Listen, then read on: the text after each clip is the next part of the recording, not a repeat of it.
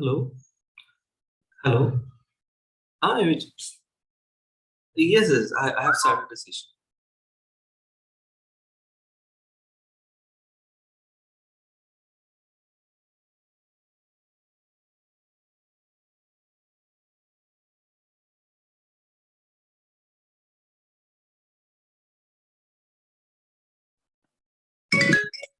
Hello.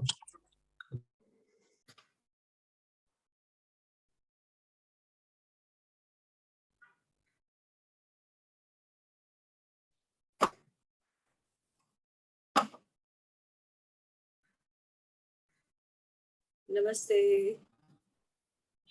सबको मेरी बात आ रही है? नमस्ते मैडम। नमस्ते। गुड मॉर्निंग मैडम, आ रही है। तो प्रार्थना से शुरू करते हैं। Sit straight, eyes closed. 3 ओंकार के चैंट करेंगे deep inhale as you exhale.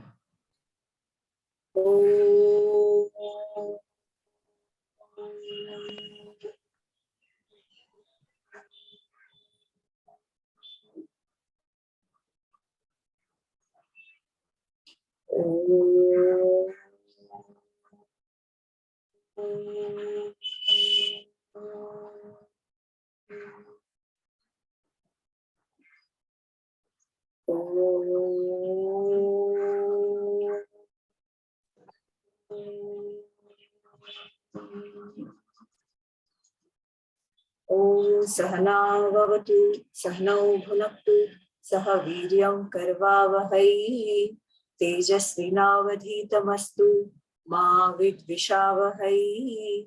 Om Shanti शांति शांति।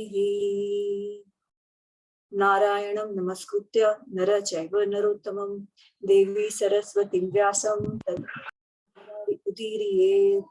हरि ओम। सुप्रभात, नमस्ते। तो पिछले सेशन में हमने बस शुरुआत करी थी। पहला सेशन था, इंट्रोडक्शन था, धर्म क्या है ये थोड़ा सा डिस्कस करा था। और कौन से पर्व आते हैं महाभारत में। शांति पर्व जो है वो 12वां पर्व है। शांति पर्व हमारा फोकस होगा। और जैसे मैंने पिछली बार बताया था, हम लोग शांति पर्व में 3 भाग है। एक है राज धर्म पर, एक है आपात धर्म पर, और आखिर का है मोक्ष धर्म पर। तो given the limitation of the time that we have and the focus being more on the raj dharma part of it, हम राज धर्म आपात धर्म करेंगे। मोक्ष धर्म we will not see in this paper। और इसके अलावा राज धर्म के अंदर भी शांति पर्व में बहुत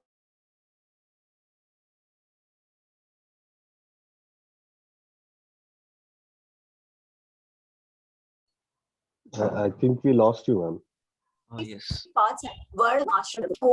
ओके, कहाँ तक सुना था आपने? Can you hear me now? Yes. Yes, ma'am. आपने just start किया था राजधर्म में क्या है, and then we lost you. अच्छा, ओके, ठीक है, सॉरी। तो मैं कह रही थी कि शांति पर्व में 3 भाग है, राजधर्म, आपात धर्म और मोक्ष धर्म। हमारा फोकस राजधर्म और आपात धर्म पर होगा। और उसमें भी वर्णाश्रम और आश्रम, वर्णाश्रम और आश्रम जो धर्म है वो हम नहीं देखेंगे, ठीक है। मतलब वर्ण धर्म और आश्रम धर्म उस पर ज्यादा फोकस नहीं करेंगे। जो राज धर्म, administrative roles for a king और everything related to the definition of dharma, वो हम कवर करेंगे। ये मैंने पिछली बार भी कहा था। तो जस्ट स्टार्टिंग फ्रॉम देयर। और हमने पिछली बार शांति पर्व शुरू कैसे होता है ये देखा था कि युधिष्ठिर जो है वो विषाद में है, क्योंकि इतना बड़ा युद्ध हुआ है, इतने सारे लोगों का हनन हुआ है, जिसमें उनके स्वयं के बच्चों से लेकर जितने भी उनके सगे वाले, हम कह सकते हैं, जो कुटुंबी थे, जो रिश्तेदार थे, सभी की मृत्यु हो गई। तो बेसिकली इट वाज लाइक वो एक विधवाओं के नगर के राजा बने थे। और केवल हस्तिनापुर तक ये सीमित नहीं था। ये जितने भी लोगों ने भाग लिया था युद्ध में, 18 अक्षाहुणी सेनाएं थी, उन सबका विनाश हो गया था। तो इसलिए युधिष्ठिर बहुत विषाद में थे। एंड उनको ये था कि बस मुझे अब संन्यास ले लेना, मुझे अब नहीं राज्य चाहिए। फिर सब समझाते हैं, वो नहीं समझते, कृष्ण भी समझाते हैं, नारद भी समझाते हैं, उनके सारे भाई समझाते हैं, वो नहीं समझते। फिर इवेंचुअली हमने देखा था कि व्यास जी जो है वो आते हैं, और वो उनको, मैंने पिछली बार आपको शालावृक ब्राह्मणों की कथा सुनाई थी, देव असुर संग्राम की। और देव असुर संग्राम में कि शालावृक जो ब्राह्मण ज्ञाति के लोग थे, उन्होंने क्योंकि देवों का साथ, दानवों का साथ दिया था, दैत्यों का साथ दिया था, और वो धरती का नुकसान कर रहे थे अपने दंभ में भरकर, दर्प में भरकर, इसलिए देवों ने उनको उनकी भी हत्या कर दी थी युद्ध में, उनका भी वध कर दिया था। ठीक है, तो और वो उस एग्जाम्पल को लेके वो धर्म की बात बताते हैं कि जो भी अधर्मी हो उसको मारना तो क्षत्रिय का धर्म है। तो तुमने जो किया है वो कोई पाप का कृत्य नहीं है। फिर भी वो कहते हैं, नाउ स्टार्टिंग फ्रॉम देयर, ठीक है, वहां से अब हम आगे बढ़ रहे हैं। तो वो कहते हैं कि तुमने जो किया वो कोई पाप का कृत्य है नहीं, पर फिर भी अगर तुम चाहते हो कि तुम्हें प्रायश्चित करना है तो भाग जाना इज नॉट एन ऑप्शन। संन्यास ले लोगे तो प्रायश्चित भी कैसे करोगे? तुमको लग रहा है कुछ पाप हुआ है और मन से लग रहा है, इंटेंशन तुम्हारा अच्छा है, तो ठीक है, भाव तुम्हारा अच्छा है, तुम प्रायश्चित करो। बट तुम्हारे लिए कैसा प्रायश्चित निश्चित है? अश्वमेध यज्ञ करने का प्रायश्चित निश्चित है। तो तुम अश्वमेध यज्ञ करो। अश्वमेध यज्ञ करने के लिए तुमको राजा तो बने रहना पड़ेगा, राजा भी बने रहना पड़ेगा, काम भी करना पड़ेगा, ट्रेजरी भी इकट्ठा करनी पड़ेगी, जिसके साथ तुम ये अश्वमेध यज्ञ कर सकते हो। तो तुम अश्वमेध यज्ञ करने के प्रति अपना जो फोकस है वो करो। अच्छा, उसके साथ क्या करो? तुमको ये दुख है ना कि सारे पृथ्वी का विनाश हुआ है, इतने राज्यों का विनाश हुआ है, तो अश्वमेध यज्ञ के साथ साथ आपको क्या करना है? अब ये बहुत इंटरेस्टिंग है, I am going to read this out. जो अपनी जो महाभारत का मैंने जो बुक शेयर करी थी ना, उसमें हम जाएंगे पेज नंबर 263 पर। 263 है ना, सॉरी नहीं, 232 पर।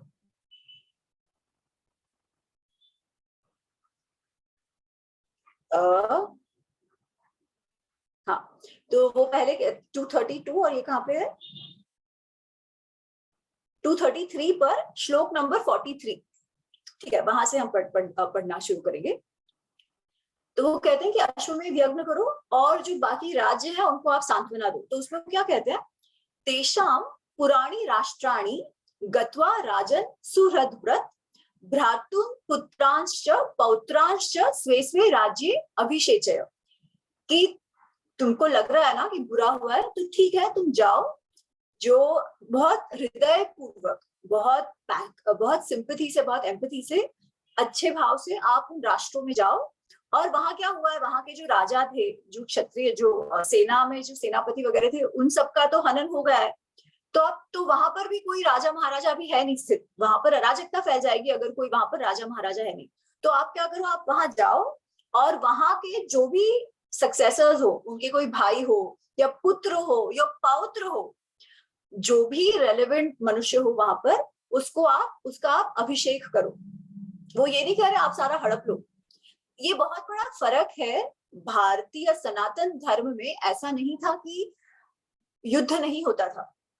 एंशिएंट इंडिया की जो हम बात कर रहे हैं, ऐसा नहीं था कि युद्ध नहीं होता था, युद्ध होता था, परंतु कुछ रूल्स एंड रेगुलेशंस होते थे। शास्त्र निहित जो कहा गया है उसमें क्या होता था कि आप चक्रवर्ती बनो, आपको एज अ राजा अपनी बाउंड्रीज को एक्सपैंड करना है, अपने राज्यों को एक्सपैंड करना है, अपने प्रभुत्व को बढ़ाना है। पर प्रभुत्व कैसे बढ़ावा? बाकी देशों को जाके नष्ट करके नहीं, आप उनको हराओ ताकि वो लोग आपको टैक्स देने लगे, वो आपके छत्र छाया में आ जाए, आप उनकी देखभाल करो, परंतु आप उसको हड़प ना लो। वहां का जो लाइन ऑफ सक्सेशन जो भी होगा ना, आपको तो राजा से दिक्कत है, राजा के साथ आपका द्रोह है, तो राजा आपके अगेंस्ट है, तो उनको हरा दो। एक बार राजा हार गया तो ठीक है, जो बाकी जो उनके फिर जो हुएवर आप जिसको भी फिर कोरोनेट करते हो, जितना भी अभिषेक करते हो, क्योंकि आपने उनको अभिषेक किया तो वो तो आपकी बात में रहेंगे। तो that is anyways given in the शास्त्र। तो यहाँ पर भी वो कह रहे हैं कि आप सुहृदवत जाओ, प्रेम से जाओ, और जो भी उनके सक्सेसर्स है उनका अभिषेक करो। अच्छा, अब हो सकता है कि क्योंकि जो युद्ध हुआ उसमें तो कितने सारे यंगस्टर्स भी आए थे, यंग योद्धा भी थे, तो जो पुत्र पौत्र की बात कर रहे हैं वो भी ना हो। ऐसा भी हो सकता है कि बच्चे अभी बहुत ही छोटे हो, तो वो कहते हैं तो कोई बात नहीं, उनको भी आप कोरोनेट कर दो। तो आगे ही से बालान अपी च गर्भस्थान सांत्वेन समुदाचरन रंजन प्रकृति ही सर्वा परिपाही वसुंधराम।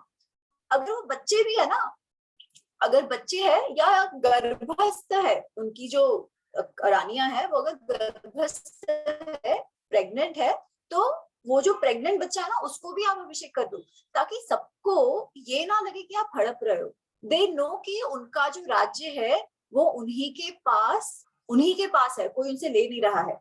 तो उनको भी सांत्वना मिलेगी कि अच्छा अपना सब कुछ चला गया है, ऐसा नहीं। तो अगर वो बच्चे भी हो या गर्भस्थ हो, अभी जन्मे भी ना हो, प्रेग्नेंट हो, तो उनको भी आप अभिषेक करो। अच्छा पॉसिबल है वो भी ना हो, तो आगे क्या, कुमारो नास्ति कुमारो नास्ति येषां च कन्याश्च तत्र अभिषेचय। अगर लड़का हायर नहीं है, तो अगर लड़की है तो उसको भी आप अभिषेक कर दो, चलेगा।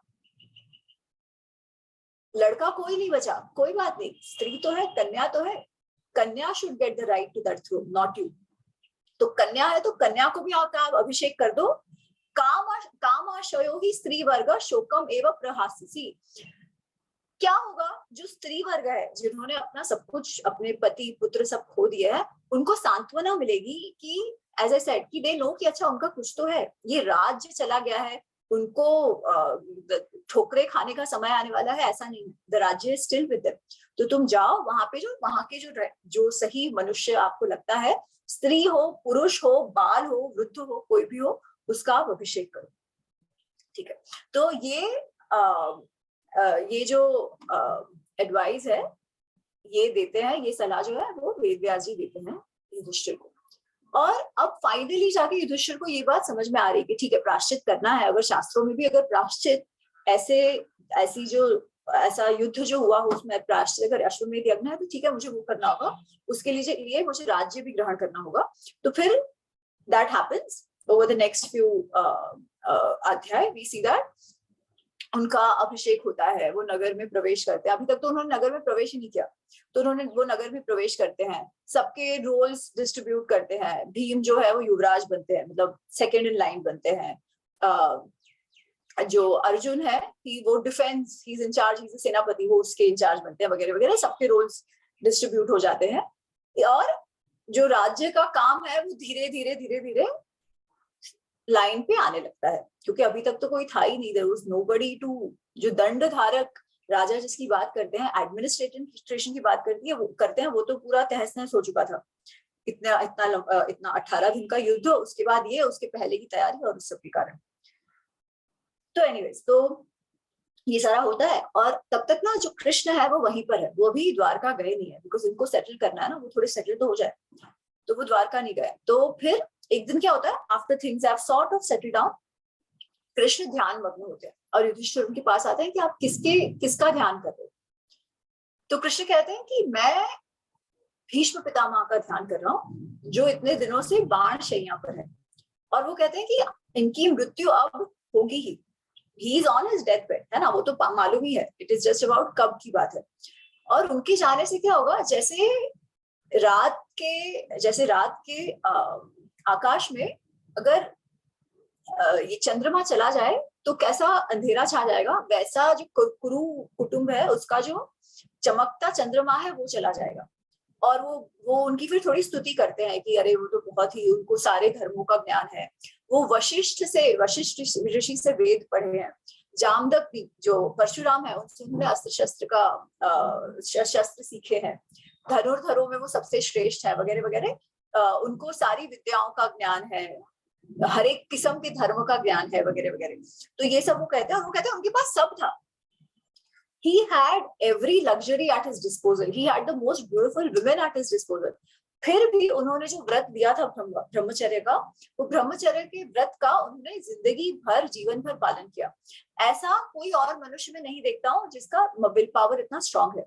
इसलिए मुझे ये लगता है कि तुम्हें जाकर, वो कृष्ण युधिष्ठिर को कहते हैं, आपको जाकर उनसे आपके मन में जो भी प्रश्न है ना वो प्रश्न पूछने चाहिए, ताकि आपके मन में भी जो विषाद है वो भी निकल जाए और उनके पास जो ज्ञान है वो ज्ञान आपको मिल जाए। तो हमको जाना चाहिए भीष्म पितामह के पास। तो युधिष्ठिर कहते हैं ठीक है, उनको भी लगता है कि हाँ एकदम ठीक है, वैसे भी पितामह है, पर उनको मन में संकोच है कि मैंने मेरे पूरे कुटुंब का विनाश कर दिया, अब जब मैं युधिष्ठिर भीष्म पितामह के पास जाऊंगा तो वो कहीं मुझे श्राप तो नहीं दे देंगे। तो ये उनके मन में थोड़ी सी हिचक सी है युधिष्ठिर के मन में अभी भी, कि अरे मैं कैसे उनको फेस करूं। विषाद भी है कि मैं चेहरा कैसे दिखाऊं, इतना सारा विनाश करके उनको चेहरा कैसे दिखाऊं। एनीवेज, फिर भी वो लोग निर्णय लेते हैं कि जाना है, और एक दिन भीष्म पितामह के पास जाते हैं। भीष्म पितामह के पास जाते हैं तो पहले कृष्ण भीष्म की स्तुति करते हैं। वो उनको कहते हैं, सबसे पहले तो पूछते हैं कि कैसे हैं आप, इतने सारे बाण आपके शरीर में लगे हुए हैं, आपको व्यथित तो नहीं कर रहे, आपकी मनोदिशा आपका मन विषाद में तो नहीं है, वगैरह वगैरह उनकी हालचाल पूछते हैं। और फिर वो कहते हैं कि आप जितना समझदार, आप जितना धर्मविद तो और कोई नहीं है, आपको सारे ज्ञान, सारे दर्शन, सारे वेद, सारे वेदांग, हर एक का इतना ज्ञान है, तो मैं चाहता हूं कि आप ये जो ज्ञान की बात है वो आपके जो पोते हैं युधिष्ठिर, इनको बताइए। तो फिर भीष्म, वैसे तो सब आए हैं तो खुश होते हैं, पर वो कहते हैं कि मेरे शरीर में इतने सारे जो, सॉरी सब लोग म्यूट पे चले जाएंगे क्या, कि मेरे शरीर में इतने सारे जो बाण घुसे पड़े हैं, उससे मेरे जो सारे अंग है वो बहुत ही पीड़ा में है, और क्योंकि मेरे सारे अंग इतने पीड़ा में है, मेरी मनोस्थिति भी बहुत अच्छी नहीं है, मैं बहुत व्यथित हूँ मनोस्थिति में भी। तो इस परिस्थिति में मुझे लगता नहीं है मैं कोई भी ज्ञान की बात कर पाऊंगा, क्योंकि कोई भी समझदार ज्ञान की सही से बात करने के लिए you have to be physically fit ना।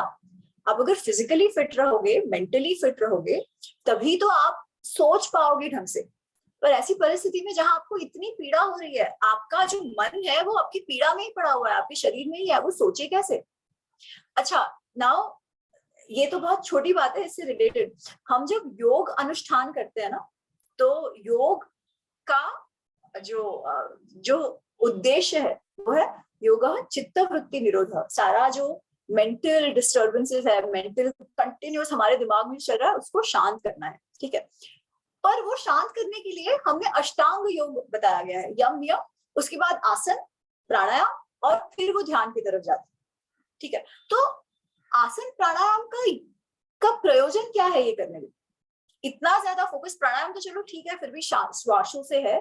हठ योग पूरा it develop why to eventually take you to raj yoga. Hatha yoga is all physical, lots of aspect. जो आज हम आसन समझ बैठते हैं, हमको लगता है योग मतलब आसन और फिजिकल, है ना, पर वो फिजिकल एस्पेक्ट है क्यों? इसका कारण भी यही है, जब तक हम फिजिकली फिट नहीं रहेंगे तब तक चित्तवृत्ति निरोध तो होना ही नहीं है, क्योंकि नहीं तो तब तक हमारा मन उसी में चला जाएगा। अगर मैं 2 मिनट शांति से बैठ भी नहीं सकती और मेरा पांव दुखने लगे, तो ध्यान की बात तो दूर हो गई ना। मुझे ध्यान में बैठने के लिए, सबसे पहले ध्यान धरने के लिए वो चित्तवृत्ति निरोध, to be focus, to be शांत, I have to ensure physically मुझ में कोई पीड़ा, कोई दुख दर्द, कोई इश्यू ना हो। इसीलिए even to get to the best mental health and to be able to focus and develop an objective बुद्धि, फिजिकली फिट होना भी उतना ही आवश्यक है। और इसीलिए व्यायाम का हमारे शास्त्र में भी, हमारे धर्म में भी बहुत बड़ा भाग रहा है, बहुत महत्वपूर्ण हो रहा है। एनीवेज, जस्ट थोड़ा सा डिटूर हो गया। कमिंग बैक, तो वो कहते हैं मुझे तो बहुत ज्यादा पीड़ा हो रही है, तो किस तरीके से मैं बता पाऊंगा। तो कृष्ण कहते हैं आप बिल्कुल भी चिंता मत करो, एंड ही बेसिकली उनको वो वरदान देते हैं कि आपको बिल्कुल भी ग्लानि नहीं होगी, बिल्कुल भी दाह ताप ऐसा कुछ भी आपको नहीं होगा, आपके शरीर में जो पीड़ा है वो उसका आपको अनुभव नहीं होगा, और आपकी जो बुद्धि है वो स्थिर रहेगी, जिससे आपके अंदर जो भी ज्ञान है वो सारा आप युधिष्ठिर को बता पाओ। तो भीष्म कहते हैं ठीक है, अगर आप कह रहे हो तो सो बी इट, तथास्तु, आई विल डू सो। पर वो कह रहे हैं आज तो नहीं, आप लोग कल आइएगा, ठीक है। तो ये होता है, वापस वो लोग कुरुक्षेत्र से हस्तिनापुर चले जाते हैं, और दूसरे दिन सुबह वो फिर आते हैं भीष्म पितामह से मिलने। और अब जाकर वो जो डिस्कोर्स है शांति पर्व का, भीष्म युधिष्ठिर संवाद जो है वो शुरू होगा। ठीक है। अच्छा, अब इसमें जैसे मैंने पिछली बार कहा था, ये पूरा जो शांति पर्व है उसमें कितने अराउंड 350 अध्याय हैं, जिसमें से आधे जो है वो मोक्ष धर्म है, धर्म में है, तो वो हम नहीं देखेंगे। शुरुआत के जो बहुत सारे हैं 50 जितने, वो सारे वो विषाद योग और कन्विंसिंग युधिष्ठिर और उसमें सारे गए हैं। बाकी अपने पास देन 100 अध्याय है जो राजधर्म आपात धर्म से रिलेटेड है। इसमें भी बहुत सारे जो ऐसे हैं वो कुछ कुछ कहानियां है विच मे और मे नॉट बी रेलेवेंट वगैरह वगैरह, but there are some specific chapters, at least 5-6 chapters हैं इसमें जो मैं पूरे पढ़ना चाहती हूँ आपके साथ, because they have the essence of the entire शांति पर्व और essence of राजधर्म। ठीक है, तो हम वो 3-4 ऐसे हैं इन पर फोकस करेंगे, और उसके अलावा जो भी बाकी चैप्टर्स में जो भी इंपॉर्टेंट श्लोक लगेंगे वो हम लेते जाएंगे साथ साथ। ठीक है, तो अभी चलेंगे हम सीधा पेज नंबर 363 पर उस डॉक्यूमेंट के। पंचाशतमो अध्याय मतलब 55th अध्याय। पंच 5, 50, 5 and 50, 55th अध्याय पर हम जाएंगे, जहां पर युधिष्ठिर वो लोग आते हैं और ये शुरू होता है, और सब लोग उनको नमस्कार वगैरह करते हैं, और भीष्म कहते हैं श्लोक नंबर 2। पहले तो वो कहते हैं कि पहले तो सब उनसे पूछते हैं ना कि कैसा है अब आपको, क्योंकि पहले तो उन्होंने कहा था कि मेरा शरीर बहुत पीड़ा में वगैरह वगैरह। तो इस बार वापस जब कृष्ण पूछते हैं तो भीष्म कहते हैं नहीं, अब सब ठीक है, मेरी वाक शक्ति भी वापस आ गई है, मेरी बुद्धि भी स्थिर है, और मैं उस स्टेट में हूँ कि जो भी प्रश्न मुझे युधिष्ठिर पूछे वो मैं उसका उत्तर दे पाऊंगा। ठीक है, तो वहां से ये शुरू होता है। तो श्लोक नंबर 2, तो वो कहते हैं युधिष्ठिरस्तु धर्मात्मा माम धर्मान अनुपृच्छतु एवं प्रीतो भविष्यामि धर्मान वक्ष्यामि चाखिलन अखिलान। तो कहता है कि युधिष्ठिर, धर्मात्मा युधिष्ठिर, माम मुझे धर्म से रिलेटेड कोई भी प्रश्न पूछे, मुझे वो प्रश्न पूछेंगे उससे भी खुशी होगी, और वक्ष्यामि आई विल से, मैं उसका उत्तर भी उनको दूंगा। और वो आगे थोड़ी सी युधिष्ठिर की स्तुति करते हैं विच वी कैन रीड। तो अभी भी युधिष्ठिर जो है वो संकोच में है, वो अभी भी जा नहीं पा रहे भीष्म पितामह के सामने कुछ पूछने के लिए। तो कृष्ण कहते हैं वासुदेव उवाच, श्लोक नंबर 11, लज्जया उवाच मतलब बोलना, हम गीता में भी देखते हैं ना, श्री कृष्णा उवाच, अर्जुन उवाच, उवाच मतलब बोलना। ठीक है, श्री कृष्ण उवाच मतलब श्री कृष्ण ने कहा। तो वैसे यहाँ पे वासुदेव उवाच, वासुदेव ने बोला, वासुदेव जी ने बोला, क्या बोला? लज्जया परयोपेतो धर्मराजो युधिष्ठिरः अभिशाप भयात् भीतो भवन्तं नो अपसर्पति। वो कहते हैं कि वो बहुत शर्म में है, लज्जया, लज्जा के कारण वो आपके पास नहीं आ पा रहे, उनको ये डर है, अभिशाप भयात्, उनको लग रहा है, उनको ये डर है कि कहीं आप उनको अभिशाप तो नहीं दे दोगे। क्यों अभिशाप दे दोगे? लोकस्य कंदनम कृत्वा लोकनाथो विशांपते अभिशाप भयात् भीतो भवन्तं नो अपसर्पति। क्योंकि उनको लगता है कि उन्होंने तो ये जो दुनिया है, विश्व है, जो भारत वर्ष जो है, उसका ही कंदन कर दिया है, उसका ही विनाश कर दिया है। तो उनको लग रहा है कहीं आप उनको श्राप तो नहीं दे दोगे, इसलिए वो आपके पास नहीं आ रहे। तो भीष्म कहते हैं, और भीष्म कहते हैं ये बहुत इंपॉर्टेंट है, ये समझना बहुत बहुत इंपॉर्टेंट है। वो कहते हैं भीष्म उवाच ब्राह्मणानां यथा धर्मो दानम अध्ययनम तपः क्षत्रियाणां तथा कृष्ण समरे देहपातनम। वो कहते हैं ब्राह्मणों का काम है दान करना, दान लेना देना, अध्ययन करना स्वयं और सिखाना, तप करना और लोगों के यज्ञ वगैरह कराना। उसी तरीके से क्षत्रियों का क्या धर्म है? समरे, युद्ध में, देहपातनम, युद्ध में बॉडीज गिराओ, basically kill people, kill your enemies in a war. आपके जो विरोधी हैं उनको कोई जब युद्ध छिड़ गया हो, तो युद्ध आपको जीतने के लिए खेलना करना, आप युद्ध में हो तो your intention should be to win, पहली बात। और दूसरा, उनका देह पातनम करना, ये क्षत्रियों का धर्म है। पर जब ऐसी परिस्थिति हो, जब आपके सामने आपके स्वयं के लोग हो, आपके कुटुंबी हो, तो क्या करो? यही परिस्थिति तो अर्जुन की थी शुरुआत में। जो गीता का जो उपदेश दिया गया है श्री कृष्ण के मुख से, वो इसी परिस्थिति में दिया गया ना, क्योंकि अर्जुन को वही तो है। अर्जुन को लड़ने से कभी डर थोड़ी ना लगा था, युद्ध से कभी डर थोड़ी ना लगा था। इनफैक्ट वो तो इनमें से था जो हमेशा युद्ध के लिए तैयार रहता था, वो युद्ध चाहता था। पर जब कुटुंबी, अपने भीष्म पितामह, अपने गुरुजी और सब उनके सामने आए, तो उसे लगा कि ऐसी जीत पाकर भी मैं क्या करूंगा, ऐसा राज्य पाकर भी मैं क्या करूंगा जहां मेरे जो अपने हितैषी है, अपने लोग हैं, उनको मारना पड़े। युधिष्ठिर के साथ भी तो अभी वही बात है। Of course it's a little more larger कि अब हो चुका है सबका विनाश, जिसमें उसके स्वयं के लोगों का, कुटुंबियों का, जिनका एक्चुअली एज अ पुत्र धर्म तो ये है ना कि आप अपने कुटुंबियों की रक्षा करो, आपका जो परिवार है उसको आप बढ़ाने का काम करो। उन्होंने तो विनाश करने का काम किया। पर इस विषय में भीष्म क्या कहते हैं? भीष्म कहते हैं पितृन पितामहान भ्रातृन गुरुन संबंधी बांधवान। ये जो नौ आप देख रहे हो ना, that is because it is in the accusative case. ठीक है, एक्यूजेटिव केस में है प्लूरल।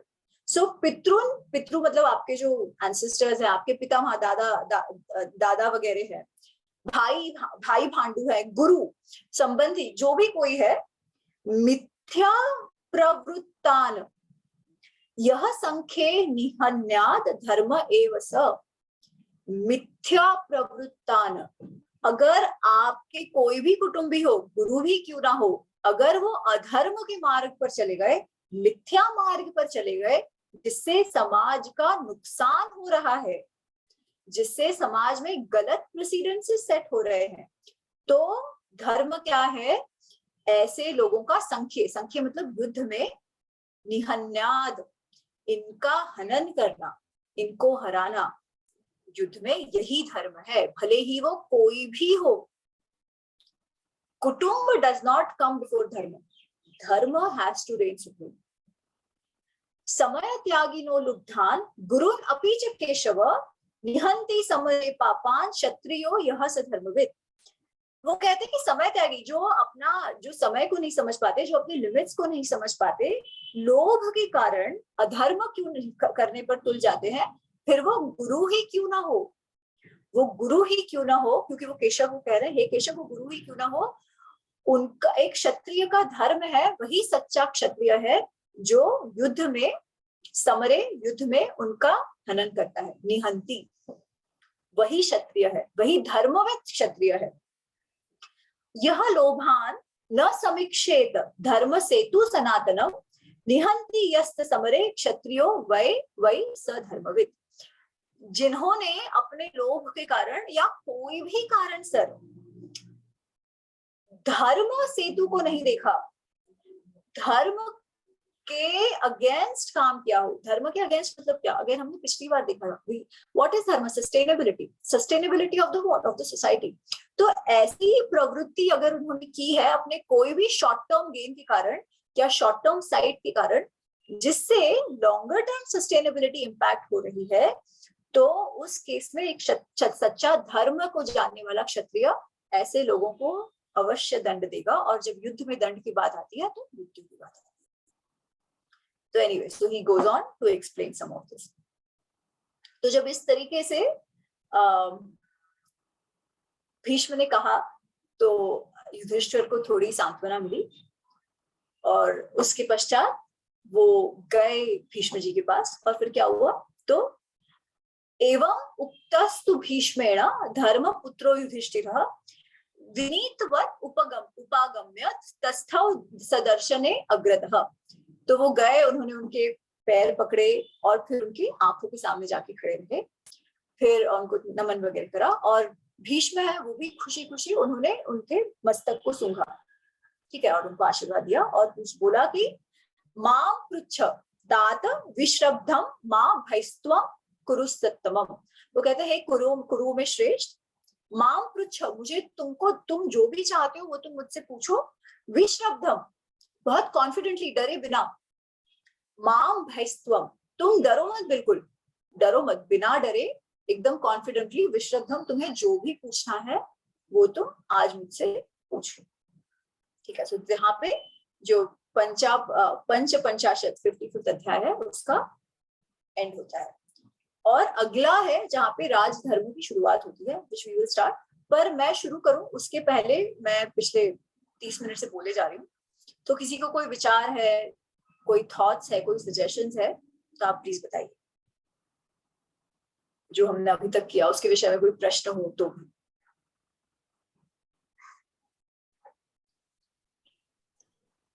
मैम वन क्वेश्चन, हमने जो थोड़ा सा एक डाइवर्जन लिया था योग के लिए, तो उसमें आपने 3-4 प्रकार बताए थे, वो थोड़ा सा मैं भूल गया हूँ। If you could just repeat that. आपने कहा था there is a sequence, pranayama and then Patanjali Yoga Sutra में ना, जब पतंजलि योग सूत्र इज अ बेसिक टेक्स्ट जिसमें सारे टेक्स्ट ग्रंथ है जिसपे योग क्या है, योग को कैसे करो उसके विषय में लिखा गया, ठीक है।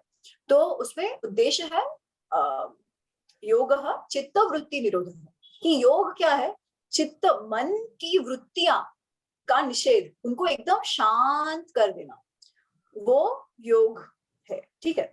अच्छा, अब ये योग कैसे करो, तो उसमें वो कहते हैं योग अनुष्ठान अष्टांग योग कहते हैं उसे। अनुष्ठान मतलब उसका प्रैक्टिस, योग का प्रैक्टिस करे कैसे करो, अष्टांग योग जिसे कहते हैं। तो अष्ट अंग, 8 limbs, 8 aspects ऑफ योग अनुष्ठान, योग प्रैक्टिस के 8 एस्पेक्ट्स है, ठीक है। जिसमें है यम नियम। यम नियम कैसे है कि आप अपनी पर्सनल लाइफ में कुछ प्रिंसिपल से जियो। एक तो प्रिंसिपल्स टुवर्ड्स योरसेल्फ, कि आप स्वच्छ रहो, स्वाध्याय करो, तप करो, वगैरह वगैरह। दूसरा है कि आप दुनिया के साथ कैसे बिहेव करते हो, कि आप हमेशा सत्य बोलो, अस्तेय रहो, किसी की वस्तुएं चुरा ना लो, वगैरह वगैरह। तो 5 नियम है। तो आपको अगर उस परिस्थिति में जाना है योग के, तो सबसे पहले तो आपको आपकी लाइफ को ऐसा बनाना होगा कि हिंसा कहीं पर भी ना हो, इंटरनल भी ना हो, एक्सटर्नल भी ना हो। वो कब होगा, जब you live a life in a principled way, ठीक है। तो yama niyama take care of that. फिर इट कम्स टू आसन। आसन जो है वो हम जो बेसिकल पोस्चर्स जो हम कहते हैं, है ना। तो आसन का क्या है कि eventual goal of asana is to allow you to be in a position एकदम सुखपूर्वक, कोई भी परिस्थिति में आप आराम से बैठ पाओ। पर अभी तो क्या है कि हम 2 घंटे तो छोड़ दो, हम 15 मिनट भी अगर जमीन पे पलाठी बांध के बैठते हैं तो भी हमारे पांव दुखने लगते हैं, है ना। तो पहले तो आपको अगर वो ध्यान योग मोड में जाना है, जब आप शांति से बैठ पाओ और तपस्या जो भी यू बी देयर फोकस, तो आपको फिजिकली भी फिट होना पड़ेगा। One is to be able to sit, but the other is, जब तक हमारे शरीर में कोई व्याधियां होंगी ना, तब तक हम फोकस ही नहीं कर पाएंगे। आप देखो, हम जब बीमार होते हैं और कोई हमारे पास प्रॉब्लम सॉल्विंग के लिए आ जाए, तो क्या हमारा दिमाग काम करता है? नहीं। एक तो ये है कि हमारा मन is too engaged into the bodily pain, bodily व्याधि दैट वी हैव, और दूसरा इवन एनर्जी उसी में गई है ना, जो एनर्जी इंटरनली भी your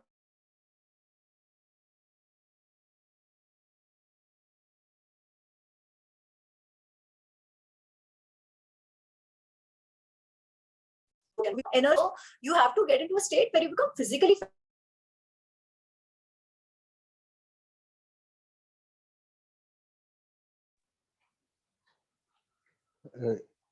ma'am, we are losing you intermittently. Of asan.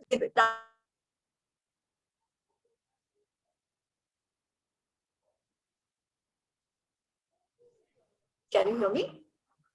No, ma'am. We could hear you for last 1 minute. Okay. Well, what was the last thing you heard? If अगर मन if your body is not healthy, तो mind will not be able to focus, और आप ध्यान से 2 minute तक बैठ भी नहीं पाओगे. It will hurt you. तो that's why healthy body is a must for mind to be stable. तो वो आसन का काम है। फिर आगे जाते जाते यू हैव प्राणायाम, प्रत्याहार, धारणा, ध्यान और समाधि। तो ये जो है ना, प्राणायाम में क्या है, you start focusing on your breath. तो उसमें एक चीज है, चले वाते चले चित्तम, निश्चले निश्चलो भवे, कि आपकी ब्रेथ जब तक चलती रहेगी ना तब तक आपका माइंड एक्टिव रहेगा। आपका ब्रेथ जब कंट्रोल में आएगा तो आपका माइंड भी कंट्रोल में आएगा। अब ये बात इतनी एक्सपीरियंशियल है। आप देखिए, आप कभी स्ट्रेस में होंगे ना तो our breath becomes short ऐसे होने लगता है। हम डीप ब्रीदिंग नहीं करते, पर अगर हम शांति में है, खुश है, आराम से है, तो हमारा ब्रीदिंग ही बहुत ही डीप हो जाता है। इसलिए कोई भी ऐसे टेंशन में हो ना, अरे क्या करो टेंशन में है, तो हम सबसे पहले कहते हैं अरे शांति से बैठ, 2 मिनट शांति से बैठ, डीप ब्रीथ, 2 श्वास शांति से, 2 डीप श्वासें ले, उसके बाद बात करते हैं। ठीक है, तो श्वास और मन का डायरेक्ट कोरिलेशन, और प्राण आयाम, prana to stretch the prana, basically every breath cycle has to keep going longer. ठीक है, जिससे वो ब्रेथ भी कंट्रोल में आए। इसके फिजिकल बेनिफिट्स है वो तो जाने दो, बट जब ब्रेथ आपका कंट्रोल में आता है तो साथ साथ चित्त जो मन है वो भी कंट्रोल में आता है। फिर प्रत्याहार। नाउ प्रत्याहार से बेसिकली ये जो पूरा आपका जो ध्यान, जो फिर आप जो माइंडफुलनेस जो कहते हैं आजकल, बट बेसिकली द होल ध्यान प्रक्रिया स्टार्ट्स। प्रत्याहार बेसिकली आपके, हम लोग इंफॉर्मेशन जो है वो कहाँ से कंज्यूम करते हैं? हमारे जो 5 इंद्रियां हैं उससे कोई भी इंफॉर्मेशन हम तक पहुंचती है थ्रू आवर 5 सेंसेस, है ना। तो प्रत्याहार में यू स्टार्ट, जैसे वो जो उसमें एग्जांपल देते हैं कि कूर्म जो टॉर्टोइज होता है वो कैसे अपने सारे अंग अंदर जब वो रेस्ट करता है तो वैसे छुपा लेता है, तो वैसे अपने सारे जो सेंसेस है ना वो आप इनवर्ट फोकस करो rather than आउटवर्ड फोकस।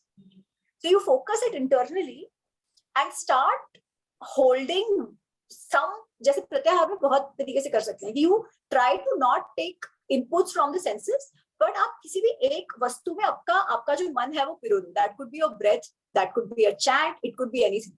ठीक है, तो आप एक वस्तु में मन का पिरोना शुरू कर रहे हो एंड धीरे धीरे that when it gets extended, वो dharana is basically that. Pratyahara is you move inward, dharana is आप धारण करो कोई भी वस्तु को, एक को, start focusing on anything one, फिर आप उसका टाइम बढ़ाते जाओ ताकि और जो विचार है वो बीच बीच में ना आते जाए। अभी तो क्या है कि मैं भले बात आपसे कर रही हूँ, पर आई एम थिंकिंग अबाउट कल रात को क्या हुआ था, इसके बाद में क्या करूंगी, है ना। हम सबके साथ ही चलते रहते हैं, तो वैसे नहीं, full focus.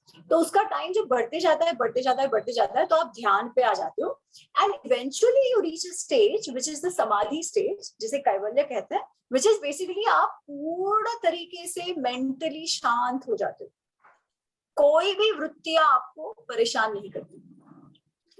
That is where what the aim of yoga actually is.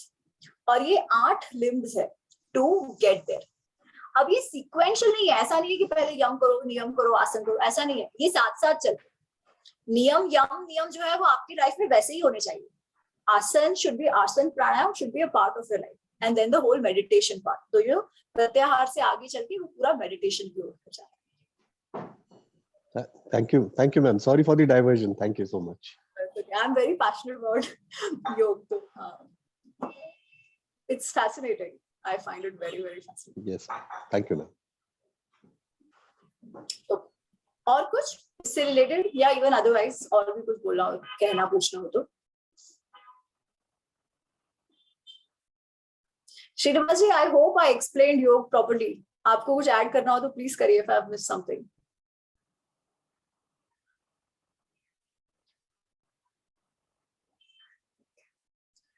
Okay, ठीक है. Nothing from my side. I just add one thing, I suppose that in this ये जो यम नियम का जो अष्टांग का है ना, उसमें शायद isn't it that I'm not an expert in yoga, but still I just have this मतलब जो सूत्र और उसके भाष्य के अनुसार ऐसा लगा कि प्राणायाम से पहले जो प्राणायाम का जो सूत्र है, आई थिंक वहाँ जब तक आपका आसन नहीं सिद्ध होता है तब तक आप प्राणायाम नहीं सिद्ध हो सकता, ऐसा कुछ है क्या वहाँ पर?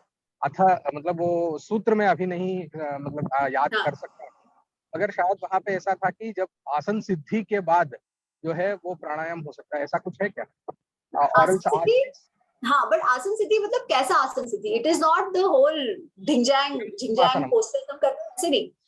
विक्रम सुखमासन, बैठने वाला जो पद्मासन बोलते हैं या नॉर्मल सुखासन, ठीक है, वो पोजीशन में आप ढंग से बैठ पाओ पहले तो, उसके बाद आप प्राणायाम आपका ढंग से होगा. But the thing is practice करते समय for all of us, we are not trying to be siddha yogis, right? हमारे लिए एट दिस पॉइंट ऑल्सो हम प्रैक्टिस में साथ साथ कर सकते हैं. जो सिद्ध होने की बात है, वेर जिसमें मैं कुंभक भी लगा सकूं, ठीक है, वो of course I need to become physically fit for that. But regular practice में I can keep trying all of this, because again हमारा एम तो वहां तक जाने का फिलहाल तो एटलीस्ट नहीं है. जो सिद्ध योगी होंगे, जो उस आर्ट में इनिशिएट होते हैं, आर्ट या साइंस आप जो भी हो, उनके लिए it is a little more regular into how they follow. Right.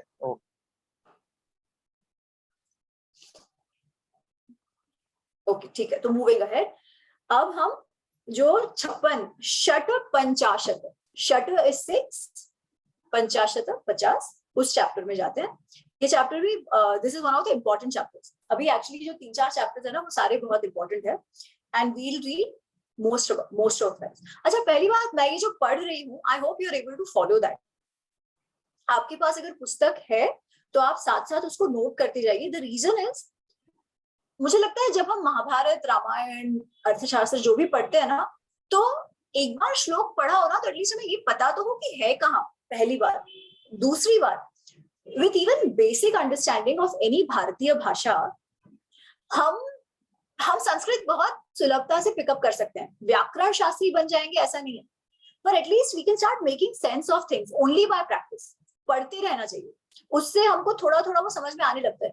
कितने हद तक कि अगर कोई गलत ट्रांसलेशन बोल रहा हो ना, तो उसका हमको सेंस आ जाएगा. अगर आप अगली बार कोई पुस्तक उठाओ और उसमें आप कुछ ट्रांसलेशन पढ़ो, तो and then you go back to the Sanskrit words, आपको वो संस्कृत वर्ड्स पूरी समझ में नहीं, शायद नहीं आएगी, परंतु वो ट्रांसलेशन सही है क्या गलत है, उसका आपको इंट्यूटिव फीलिंग आने लगेगा. But that will only happen अगर हम वो पढ़ते रहे, वो प्रैक्टिस, मन में ना वो प्रैक्टिस होता रहे कि we are used to reading these words. संधि वाले शब्द जो है, श्लोक जो है, वो हम पढ़ने का बस हमारी प्रैक्टिस थोड़ी थोड़ी होती रहे. That is the reason I like to do it this way. तो आई होप या तो आप सुनिए, या तो आप चाहे तो आप फॉलो भी करते रहिए. एटलीस्ट वो पेजेस तो मार्क कर दीजिए, तो ताकि आप जब वापस आपकी पढ़ाई कर रहे हो, नोट्स बना रहे हो, तो you know where it is coming from. ठीक है, ओके. तो पेज नंबर 368.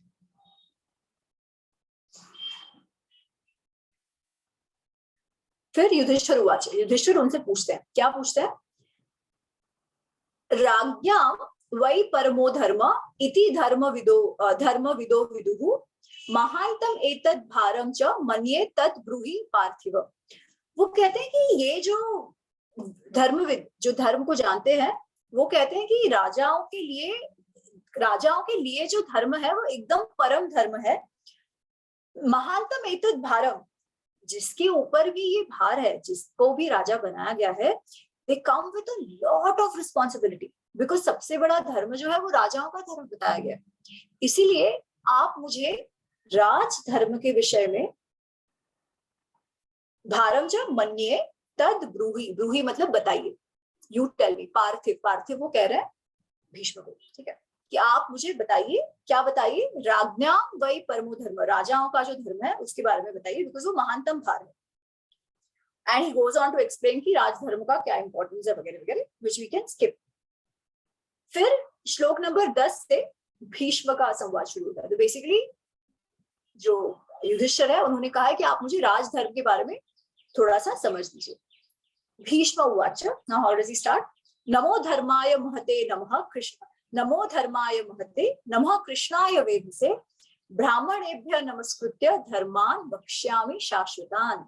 शाश्वत मतलब जो हमेशा है, जो सनातन है. मैं तुमको, वो कहते हैं कि धर्म को, महान धर्म को नमस्कार करके, कृष्ण को नमस्कार करके, ब्राह्मणों को नमस्कार करके, मैं तुम्हें ऐसे धर्म के विषय में बताता हूँ जो शाश्वत है, जो सनातन है, which will always remain true. उसके विषय में मैं तुम्हें बताता हूँ. And then he starts कि क्या क्या है वगैरह वगैरह. तो अभी इसमें से ना जो इंटरेस्टिंग है वो मैं लेती जाती हूँ. श्लोक नंबर 14.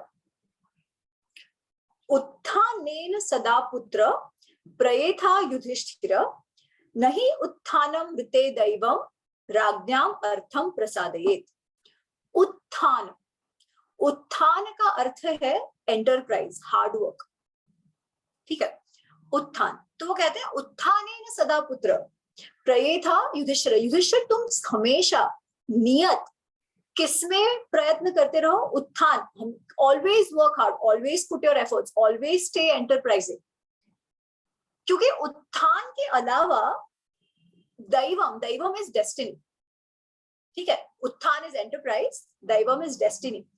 उत्थान के अलावा प्रारब्ध जो है, जो डेस्टिनी है, वो भी कुछ नहीं कर सकता। फिर आगे वो कहते हैं साधारणम द्वयम ही एतत् दैवम उत्थानम एव च पौरुषम ही परम मन्ये दैवम निश्चितम उच्यते। ये जो उन्होंने 2 लाइन बताई है ना, बेसिकली गीता में इस पर पूरा व्याख्यान दिया हुआ है कृष्ण। दूसरे में कहते हैं साधारण तौर पे ऐसा देखा है कि कोई भी कार्य सिद्ध करना हो तो उसमें 2 चीजों आवश्यक है। कौन सी 2 चीजें? एक तो जो करता है उसके स्वयं का हार्डवर्क, उसके स्वयं का एफर्ट, और दूसरा है डेस्टिनी। कोई भी कार्य सिद्ध करने के लिए डेस्टिनी का भी भाग है और पौरुष, जो मेहनत, जो परिश्रम, जो मनुष्य का परिश्रम है, उसका भी भाग है। परंतु वो कहते हैं कि मेरा ऐसा मानना है कि पौरुष के बिना, बिना मेहनत तो दैवम भी कुछ नहीं कर सकता। Which make sense, right? पौरुष के बिना तो दैवम भी कुछ नहीं कर सकता। आपने कुछ किया ही नहीं है तो डेस्टिनी करेगा क्या?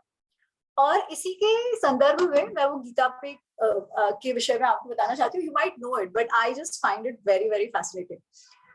हम वो गीता का जो सबसे प्रमुख श्लोक है, कर्मण्येव अधिकारस्ते, है ना, वो क्या कहते हैं? कर्मण्येव अधिकारस्ते मा फलेषु कदाचन। आपका कर्म पर अधिकार है, आपका फल पर अधिकार नहीं है। आप फल की कामना मत करो, ये नहीं कह रहे हो, ठीक है। वो कह रहे हैं आपका फल पर अधिकार नहीं है। अच्छा, आपका फल पर अधिकार नहीं है क्या अर्थ क्या? वो हमें समझना होगा, ठीक है। You can only determine what your actions are. The result will not be determined by you, because there are multiple factors which will determine the results. ठीक है। He is not saying you don't desire results. नहीं, ऐसा नहीं कह रहे। ये बात बहुत क्लियर होनी चाहिए, क्योंकि कई बार इसका जो ट्रांसलेशन होता है ना, वो ये होता है कि आप कर्म करो, फल की कामना मत करो। नहीं, आपका कर्म पर अधिकार है, आपका फल पर अधिकार नहीं है। That is what it means. अच्छा, अधिकार क्यों नहीं है? यहाँ पे जो भीष्म कह रहे हैं कि 2 चीजें है ना, पौरुषा और दैवम। आपका, आपके कर्म which is the part of पौरुष, उस पे तो आपका अधिकार है, यू कैन डिटरमाइन दैट। पर जो दैवम है उस पे तो आपका अधिकार नहीं है, ठीक है। तो इसी बात को और एक्सपैंड करते हैं कृष्णा 18वें चैप्टर में। 18वें चैप्टर जो लास्ट चैप्टर है गीता का, उसका जो 13 और 14वां जो श्लोक है वो बहुत सुंदर है। वहां कृष्ण कहते हैं कि कोई भी कर्म सिद्धि के लिए 5 चीजें आवश्यक होती है, ठीक है। 5 चीजें क्या है? तो वो कहते हैं कर्ता, कर्म, अधिष्ठान, पृथक विधा चेष्टा, फिर पंचम दैवम। पर 5 चीजें जो है उसमें पहली 4 जो है वो आपका पौरुष ही है बेसिकली। कर्ता, आपको कोई भी प्रोजेक्ट करना हो, ठीक है, कोई भी प्रोजेक्ट करना हो, उसमें यू हैव टू एंश्योर ना कि एक तो आप जो, अगर if you undertake that, you have the right capability to do it. आपको वो कैपेबिलिटी नहीं है कोई भी करने की, फिर भी आपको करो, तो उसमें दैवत क्या करेगा? वो काम सही नहीं होगा। सिमिलरली कोई भी कार्य करने के लिए आपको करण इज रिसोर्सेज, इंस्ट्रूमेंट्स। आपके पास सही से इंस्ट्रूमेंट्स तो होने चाहिए कोई भी कार्य करने के लिए। पर अगर आप गलत रिसोर्सेज यूज करो या ढंग से ना करो, या आपको आता नहीं हो वो रिसोर्सेज यूज करने का, तो भी कार्य ढंग से नहीं होगा, ठीक से नहीं होगा। तीसरा, पृथक विधा चेष्टा। आपके जो प्रोसेसेस है, चेष्टा इज एक्टिविटीज। कोई भी कार्य करने के लिए कुछ प्रोसेसेस है, कुछ सीक्वेंसेस है, वो आपको फॉलो करना है।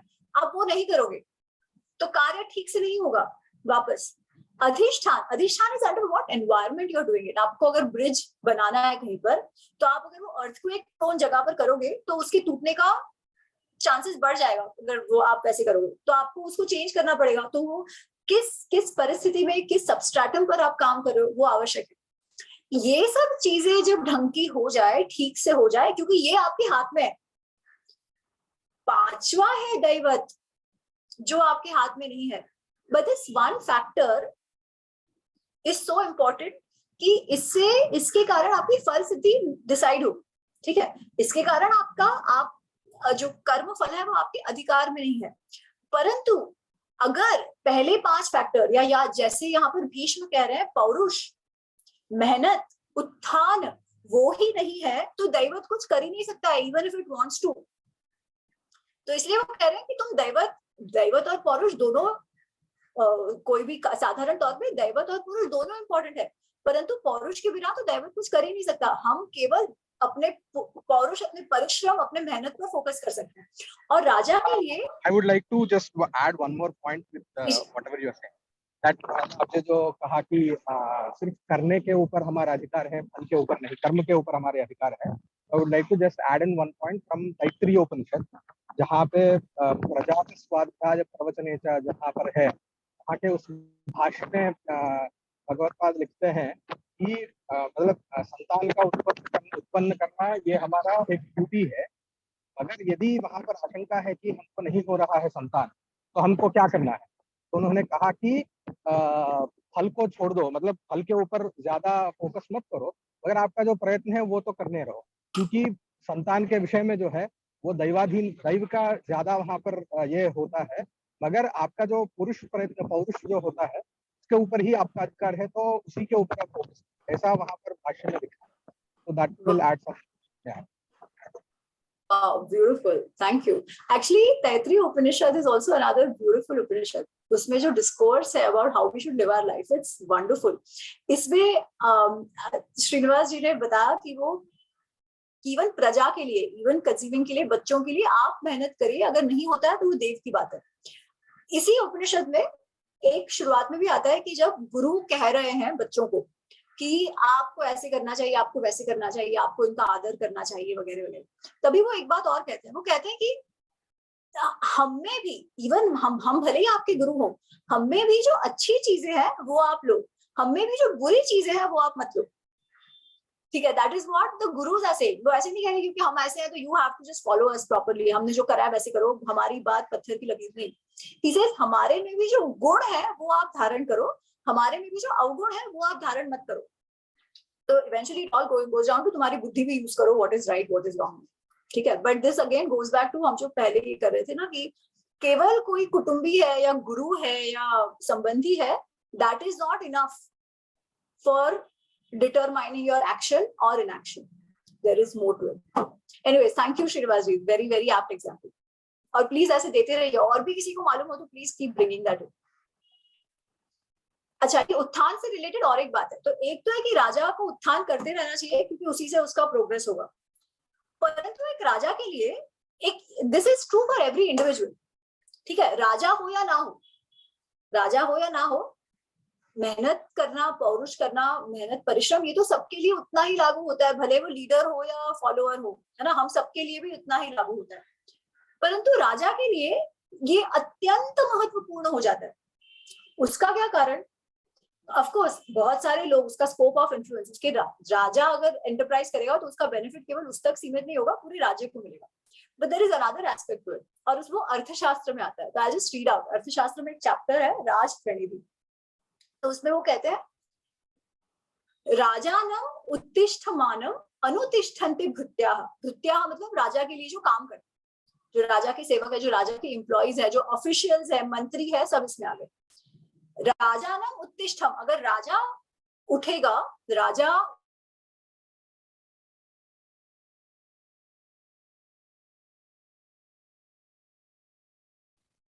I think we lost her, ma'am. जो सेवक वो भी काम करेगा। अनु, you hear me now? Yeah, we can hear you now. Okay. तो सॉरी, तो मैंने वो पढ़ा, वो जो राजा ने उत्तिष्ठाम उत्तिष्ठमानम अनुतिष्ठन्ति भृत्या, ये वाला तो यू कुड हियर राइट। हाँ, तो उसके बाद वो कहते हैं प्रमाद्यंतम प्रमाद्यंती, अगर राजा आलसी बनेगा तो प्रजा भी आलसी बनेगी। प्रजा तो ठीक है, जो उसके ऑफिशियल्स है, मंत्री है, जो भी है, वो सारे अपने काम में ऐसे ही, अगर राजा प्रमाद करेगा, आलस करेगा, तो वो लोग भी वैसे ही करेंगे। इसीलिए, और फिर उससे क्या होगा, अगर आपके जो मंत्रीगण हैं, जो आपके ऑफिसर्स हैं वगैरह, वो अपने काम को ढंग से ना कर पाए, तो क्या होगा, जो भी आपके राज्य का कारभार है वो तो नष्ट होना ही होना है। इसीलिए क्या आवश्यक है, तस्मात्, और अच्छा वो तो आगे ही कहते हैं, और अगर आपकी जो प्रजा है, अगर आपके जो सेवक गण है वगैरह वगैरह, वो ढंग से काम ना करे, तो राज्य का विनाश होना शुरू हो जाएगा, आपकी कोष का विनाश होना शुरू हो जाएगा।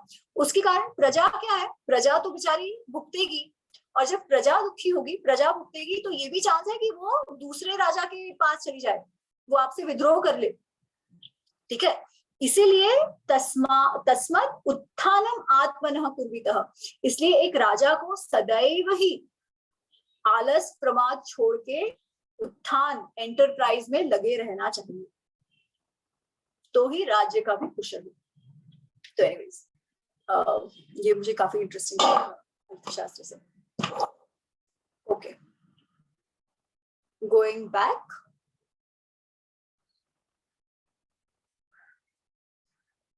फिर आगे वो कहते हैं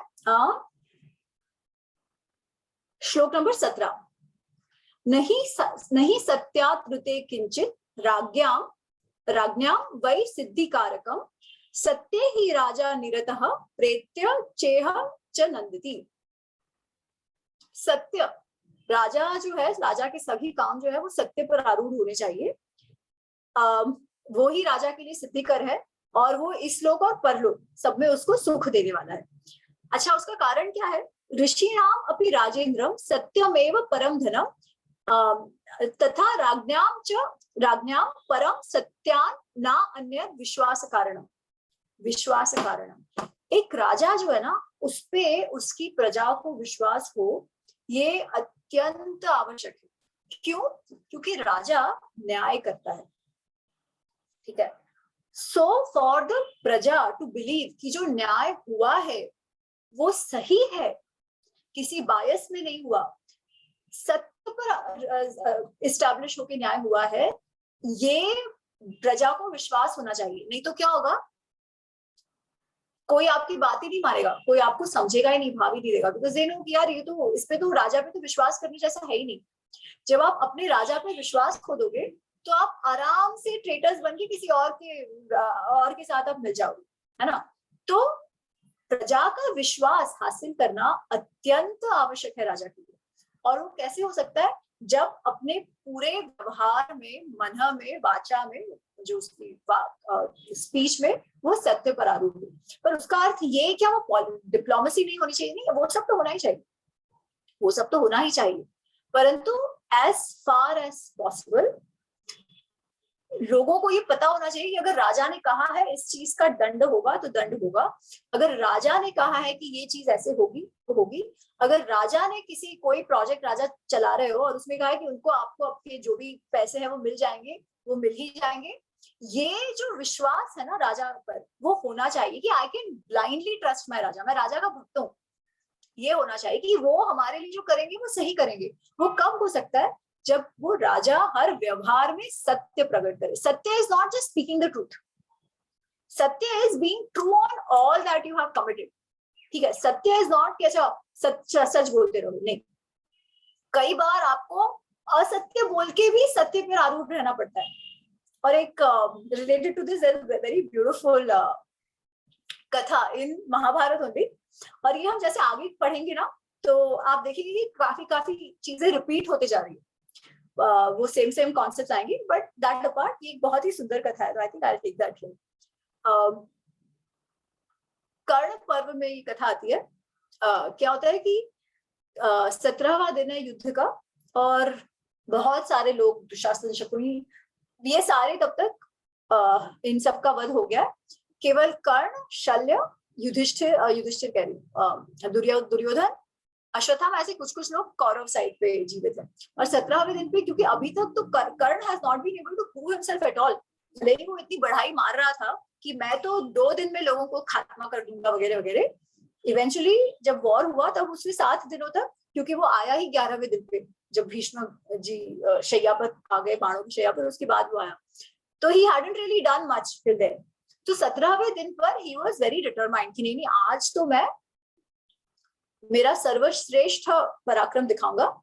एंड 17वें दिन पे सबको मालूम है कि आज तो अर्जुन और कर्ण का युद्ध होना ही होना है, ठीक है। तो एनीवेज बिफोर अर्जुन और कर्ण आमने सामने होते हैं, कर्ण का युधिष्ठिर नकुल इन सबसे मुठभेड़ हो जाती है। अच्छा, उसमें भीम के साथ जो मुठभेड़ है ना, उसमें तो बोथ आर इक्वल्स। भीम ने भी कई बार इसको भगा दिया और कर्ण ने भी कई बार भीम को भगाया। So it was like equals, कोई हारा जीता ये नहीं कह सकते। परंतु तो युधिष्ठिर के केस में क्या हुआ कि कर्ण ने उनको इतने बाण मारे जो उनको लग गए, ठीक है। तो उनको जब इतने बाण लगे तो उनको जो सारथी था वो अपना रथ घुमाकर अपने जो शिविर है वहां चले गए। तो शिविर में चले गए और उनको क्योंकि बहुत पीड़ा हो रही थी, तो उनके वो लेप वेप करने के लिए वो शिविर में लेकर गए युधिष्ठिर। तो जब युधिष्ठिर नहीं थे युद्ध भूमि पर, तो भीम अर्जुन इनको बहुत ये हुआ कि उनको ये हुआ कि चले कहाँ गए वो लोग, एकदम चिंता मग्न हो गए कि कहाँ चले गए। तो भीम कहते हैं कि अर्जुन तुम जाओ, तुम देखो उनको, शायद शिविर में होंगे, सब ठीक तो है, मैं यहाँ पर संभालता हूँ।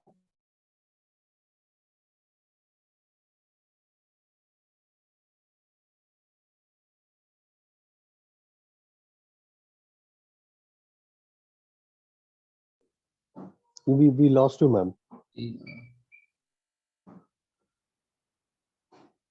Yeah.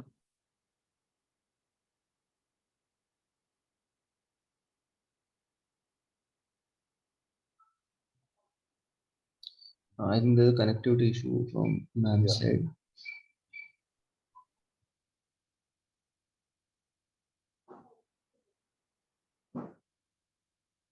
अर्जुन भीम चिंतित होते हैं कि कहाँ चले गए, और भीम अर्जुन को कहते हैं कि भाई तुम जाके देखो, मैं तब तक युद्ध संभालता हूँ। तो अर्जुन कृष्ण जाते हैं शिविर में, और युधिष्ठिर को क्योंकि इतना लगा है, वो इतनी पीड़ा में है, वो जैसे ही देखते हैं अर्जुन को आते हुए तो उनको लगता है कि अवश्य ही अर्जुन ने कर्ण को मार दिया और अब वो मुझे ये अच्छे समाचार सुनाने आ रहे हैं। तो जब अर्जुन आता है तो वो बहुत खुश होते हैं, वो स्तुति वुति करते हैं अर्जुन की कि अरे वाह बहुत अच्छा काम किया, एटसेट्रा एटसेट्रा। और अर्जुन कहता है नहीं नहीं, आपको गलतफहमी हो रही है, मैं तो केवल आपको देखने आया था, मेरा और कर्ण का तो भी आमना सामना ही नहीं हुआ है, मैं तो अभी जाकर उससे लड़ाई करूंगा। तो युधिष्ठिर है ना बहुत गुस्सा हो जाते हैं, वैसे ही वो इतने व्यथित है, वो इतने गुस्सा हो जाते हैं कि वो कहते हैं कि मुझे मालूम था तुम एक्चुअली डरते हो कर्ण से, तो उससे युद्ध करना ही नहीं चाहते, इसलिए बहाना बनाकर मुझे मेरी चिंता करने का बहाना बनाकर तुम युद्ध भूमि छोड़ के यहाँ आ गए हो, क्योंकि तुम कर्ण को फेस ही नहीं करना चाहते। तुम्हारा ये जो गांडीव है ना वो किस काम का है, इससे अच्छा तो ये गांडीव तुम कृष्ण को दे दो, वो लड़ाई करे तो ज्यादा मेरा भला होगा। इससे अच्छा तो अभिमन्यु और घटोत्कच होते तो मेरे जीतने के चांसेस बढ़ जाते, तुम तो कुछ करना ही नहीं चाहते। ऐसे करके वो लिटरली अर्जुन को सुनाने लगते। तो जब अर्जुन को उन्होंने जब कहा कि तुम अपना गांडीव दे दो, ठीक है, तो तब तो बहुत गुस्सा हो जाता है अर्जुन भी उस समय, और वो अपनी तलवार निकालता है और युधिष्ठिर की ओर जाता है, ठीक है। अच्छा, ये कृष्ण देख रहे हैं ये सब कि क्या हो गया, तो कृष्ण पकड़ते हैं अर्जुन को और बोलते हैं कि अरे भाई क्या चल रहा है, आराम से कर क्या रहे हो तुम, क्या करना चाह रहे हो। तो अर्जुन कहते हैं कि मैंने ये व्रत लिया था, मैंने अपने आप से एक कमिटमेंट से व्रत लिया था, प्लेज करा था कि कोई भी अगर ऐसा कहेगा कि मुझे मेरा गांडीव किसी और को दे देना चाहिए, उस मनुष्य का मैं सिरछेद कर दूंगा। और अब मैं क्या करूं, मेरे भाई ने ये कहा है, पर मेरा व्रत तो व्रत है, I have made a commitment to myself, मैं अगर मैं उसे ना पूरा करूं तो वो तो व्यर्थ हो जाए, वो असत्य हो जाएगा, है ना। If I don't, it is a word I have given, भले ही टू माई सेल्फ। नाउ अगर मेरा भाई है इसलिए मैं वो फुलफिल ना करूं तो ये मैं झूठा साबित हो जाऊंगा, और क्षत्रिय के लिए झूठा साबित होना तो एकदम बहुत ही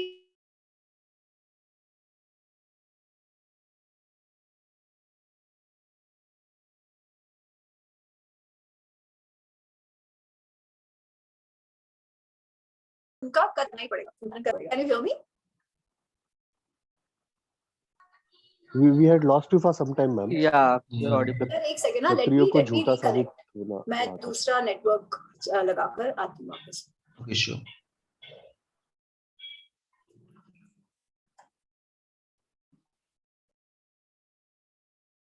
Yes, you're audible. ठीक है, होपफुली अब ये रहेगा थोड़ी देर। तो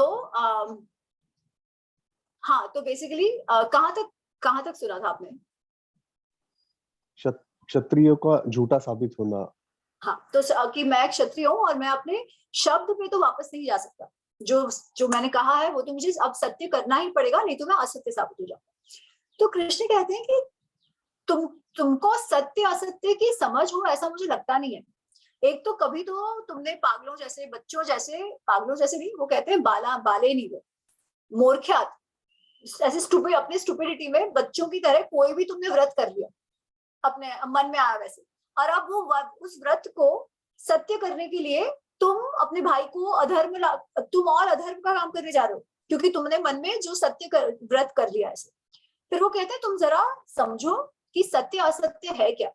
और फिर वो अर्जुन को एक कहानी सुनाते हैं। एक्चुअली ये कहानी सुनाने के लिए मैंने इतना बड़ा उसका कॉन्टेक्स्ट दिया। तो कहानी ऐसी है कि एक जंगल में एक ऋषि होते हैं, कौशिक करके, वृद्ध ऋषि है। उन्होंने नित्यम सत्य उन्होंने व्रत लिया हुआ है कि कुछ भी हो जाए मैं सत्य और केवल सत्य बोलूंगा, और वही उनकी तपस्या है, सत्य बोलना ही उनकी तपस्या है। इतने वर्ष उन्होंने केवल सत्य बोला है, ठीक है। तो वो अपने आश्रम में हो रहे हैं, अपनी तपस्या मग्न है वो। तो कुछ गांव वाले आते हैं दौड़ते दौड़ते, डरे हुए उनके पास, और उनके पास आते हैं। तो ऋषि कहते हैं क्या हुआ? तो कहते हैं कि हमारे पीछे कुछ लुटेरे पड़े हुए हैं, तो हम उनसे भाग रहे हैं, तो हम उधर जाके छुप जाते हैं। अगर वो आपके पास आए ना तो आप उनको कहना कि हम नहीं है। ठीक है, वो तो चले गए, वो गांव वाले जाकर छुप गए। अब उनके पीछे पीछे लुटेरे भी आए, उन्होंने भी वो कौशिक ऋषि के पास रुके और पूछा कि आपने देखा गांव वालों को? अब बड़ा सा धर्म संकट हो गया कौशिक ऋषि का, करे क्या? इतने वर्ष निकल गए थे सत्य और केवल सत्य बोलकर, अब तो मृत्यु का समय आ चुका था और ऐसी परिस्थिति थी कि क्या करें, सच बोले या झूठ बोले। वो कहते ठीक है, मैंने सत्य का व्रत लिया है, मैं तो असत्य बोल ही नहीं सकता, मैं सत्य बोलूंगा। और वो लुटेरों को बता देते हैं गांव वाले यहाँ पर। वो लुटेरे जाते हैं, गांव वालों को मार देते हैं। अच्छा, अब उनकी मृत्यु होती है। वो धर्मराज यम के पास जाते हैं और यम कहते हैं इनको नरक में भेज दो। तो कौशिक ऋषि कहते हैं पूरी जिंदगी आप तो कहते हो ना सत्य ही धर्म है, कितनी बार आपने कहा है सत्य ही धर्म है, सत्य से बढ़कर कुछ नहीं है। जब मैंने पूरा मेरा जीवन सत्य बोलने पे बिता दिया है और आप आज जब निर्णय का समय आया है तो आप मुझे कह रहे हो कि मैं नरक जाऊंगा। तो उसे यम कहते हैं कि तुम सत्य को समझ नहीं पाए, तुम्हारे कारण, तुम्हारे हठ के कारण कुछ इनोसेंट लोग जिनकी कोई भी गलती नहीं थी, जो पीड़ित थे, जो व्यथित, तुम्हारे हठ के कारण उनकी मृत्यु हो गई लुटेरों के हाथों। क्या वो सत्य था? कभी भी किसी भी ऐसे इनोसेंट की मृत्यु किसके कारण हो जाती है तो वो सत्य नहीं हो सकता, वो असत्य ही है जो दिखता सत्य जैसा है। तो apparent truth does not necessarily mean truth. Truth is also that जिसमें सबका भला हो। अगर किसी इनोसेंट का उसमें नुकसान हो रहा हो आपके सत्य से तो वो सत्य नहीं है। और फिर यही बात वो अर्जुन को समझाते हैं कि तुम्हारा ये सत्य होने के कारण तुम अपने भाई का वध करने जा रहे हो, जो पहली बात तो जिसके पास अभी शस्त्र भी नहीं है, ठीक है, तो तुम युद्ध में मारे वैसा भी नहीं है, उसके पास शस्त्र भी नहीं है और तुम एक निहत्थे का जो पीड़ित है उसका वध करने जा रहे हो for no fault of his, तुमको जो सत्य लग रहा है उसके हट के कारण। तो ऑफ कोर्स एनीवेज वो अर्जुन नहीं मारता है, there are things around that and things get solve. But I love this story because ये जो सत्य धर्म इन सबका सूक्ष्म रूप है ना, इससे ये पता चलता है। इट इज नॉट इंसिस्टिंग कि भाई सत्य मतलब कुछ भी हो जाए, सत्य सत्य सत्य। हाँ सत्य बोलना है, ऐसे नहीं कि फिर जस्ट इजी वे आउट के लिए आप झूठ बोल दो, ऐसे नहीं मैम कि कैन मुझे आई अपनी रिक्वेस्ट जान यू, बचानी है, मुझे क्या। Ma'am can I request you to switch off your video, उसकी वजह से शायद आपका नेटवर्क इशू ज्यादा हो रहा है। तो could be, आपका चलेगा। आपका ऑडियो ऑन होगा तो we are able to hear you, video is getting stuck and that's causing some network problem for you I think. Okay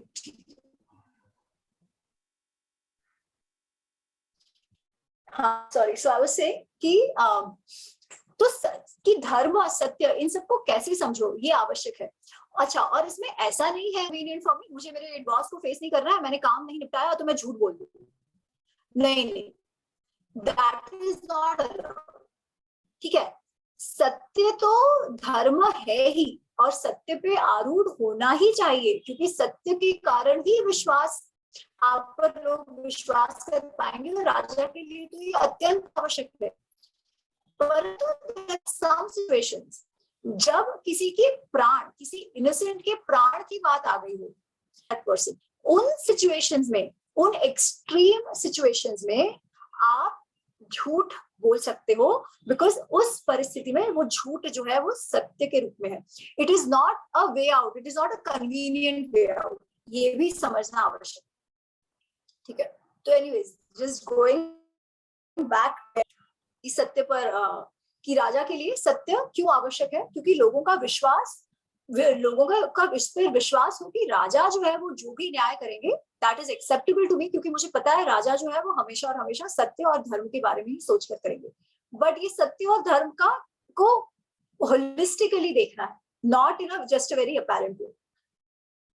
तो एनीवेज गोइंग फॉरवर्ड, आगे वो कहते हैं गुणवान शीलवान दांतो मृदु धर्म्यो जितेंद्रिय सुदर्श स्थूल स्थूल लक्ष्य न भ्रश्येत सदा श्रिय। वो कहते हैं और क्या क्या गुण होने चाहिए राजा में, वो गुणवान हो, सारे क्वालिटीज उसमें हो, शीलवान हो, कैरेक्टर वाला हो, दांतो, दांतो मतलब सेल्फ रिस्ट्रेन, मेंटली कंट्रोल्ड हो, मृदु धर्म हो, कोमल स्वभाव का हो, जितेंद्रिय अपने इंद्रियों पर उसका वश हो, इंद्रियां उसके वश में हो, सुदर्शन दिखने में भी अच्छा हो, वेल प्रेजेंटेड, वेल ड्रेस्ड,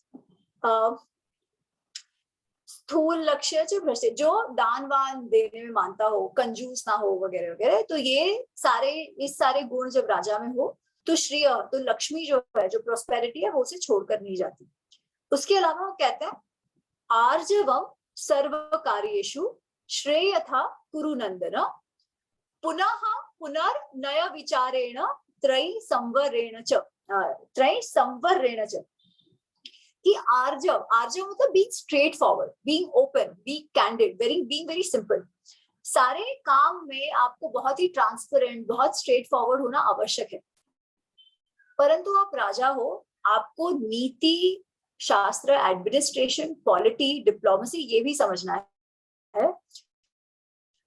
तो 3 चीजों का आपको ख्याल रखना है जो आपको छुपा के रखना है, जो छुपा के रखनी है इन द सेंस आपको दुनिया भर में इसके चर्चे करने की आवश्यक नहीं है। ऑल्दो आप जो काम करते हो उसमें आप हमेशा ट्रांसपेरेंट रहो। तो वो कौन सी चीज है, अपने कोई एक कमियां हो, ठीक है, कोई कमियां हो अपने मंत्रिमंडल के, अपने राज्य के, व्हाटएवर, तो उन कमियों को आपको बढ़ा चढ़ा के, या you don't have to make it explicit to people, क्योंकि people will exploit the issues you have, right. तो उसके बारे में आपको ज्यादा बोलने की आवश्यकता नहीं है, कीप इट लो प्रोफाइल। आपने जो भी डिसीजंस लिए हो which are suppose to be confidential, क्योंकि कई बार लीक हो जाते हैं डिसीजंस तो उसका इम्पैक्ट नहीं होता, ये तो हम जानते हैं ना। कई बार जो पॉलिसीज है वो लीक कर दी जाती है पहले, ताकि people who are going to be caught, या जो जिनका उसमें नुकसान होना वो ऑलरेडी कट लेते हैं, है ना, जो हम जानते हैं। इसीलिए one of the things of this government which people से क्या है कि लोगों का एक्सेस नहीं है, ये जर्नलिस्ट को एक्सेस नहीं है, किसी को कुछ पता ही नहीं है कि सरकार करती क्या है, इवेंचुअली आके बॉम्ब फोड़ती है। तो एक्चुअली पर अर्थशास्त्र एंड पर नीति शास्त्र, that is how it should be. Your decisions should not be leak unless and until आप स्वयं उसका निर्णय लो कि अब ये लोगों को बताना। और तीसरी, आपकी जो कैपेबिलिटीज है वो भी सबको पता होने की आवश्यक नहीं है। स्पेशली आपके जो दुश्मन है, आपके जो कंपेटिटर्स हैं, उनको तो बिल्कुल भी नहीं, बिकॉज नहीं तो वो अपनी स्ट्रैटेजी आपके स्किल्स और लैक ऑफ स्किल्स के हिसाब से डिसाइड करेंगे। तो फॉर योर ओन एज, अपने कंपेटिटिव एडवांटेज के लिए, अपने शत्रुओं से अपनी रक्षा करने के लिए, ये कुछ चीजों का आपको कॉन्फिडेंशियल रखना चाहिए, ऐसा वो कहते हैं। तो I think we can stop here, आगे का अगली बार लेते हैं। सो वी हैव 10 मिनट्स, है ना? एंड आई नो मैंने बहुत सारे अलग अलग टॉपिक्स को टच किया है। So now it's open. Last 10 minutes, किसी को कुछ कहना है, कुछ पूछना है, कुछ शेयर करना है, so let's discuss. Let it not be कि मैं अकेले बकबक करे जा रही हूँ, ऐसा ना हो। Should I pause the recording or should I keep it on? No, it's okay. हम बात कर रहे हैं। Okay. Yeah, I think we should keep it on. The Q&A should also be interesting. Ma'am, one question. ये थोड़ा सा confusing हो जाता है, क्योंकि हम हर बार बात करते हैं dharma is thinking about the larger good, and if we keep thinking about larger good we realize that we are very insignificant in the overall picture of the universe. So then we come back to the basic question कि what is the purpose of all this. I am not sure if it is relevant to our subject, but just a thought that came to my mind. In fact, the way I see it, कि हम इतने छोटे हैं, इसके पश्चात sustainability ensure करने में, continuity ensure करने में, we all have a role to play. We are setting precedents in our own way, right? अच्छा, of course scope of influence differs. एक राजा का जो स्कोप ऑफ इन्फ्लुएंस है वो बहुत बड़ा है, परंतु हम हमारे जो भी यूनिट है उसमें तो हम उतने ही वैल्यूएबल है ना, and that unit could be as simple as a family. उस फैमिली की अभी तो सस्टेनेबिलिटी हमको देखना है ना? whichever unit we are a part of is important. तो अगर हम हमारे कुटुंब का चाहते हैं, relation, husband wife relation, father son relation, जो भी आप कह रहे हो, है ना, हर एक रिलेशन की भी एक सस्टेनेबिलिटी होती है कि आप उसको आगे चलाना चाहते हो या उसे खत्म कर देना चाहते हो, और उसको अगर आगे चलाना है तो आपको कुछ ना कुछ करते रहना पड़ेगा to ensure it goes on. तो larger good is with respect to that specific unit, not necessarily with respect to the universe. अगर आपका scope of influence ऐसा है कि आप universe को impact कर पाओ, then of course, but larger good, अगर हम family unit की बात कर रहे हैं, then the larger good of the family rather than an individual. अगर हम organization की बात कर रहे हैं, तो the larger good of the organization, not just an employee.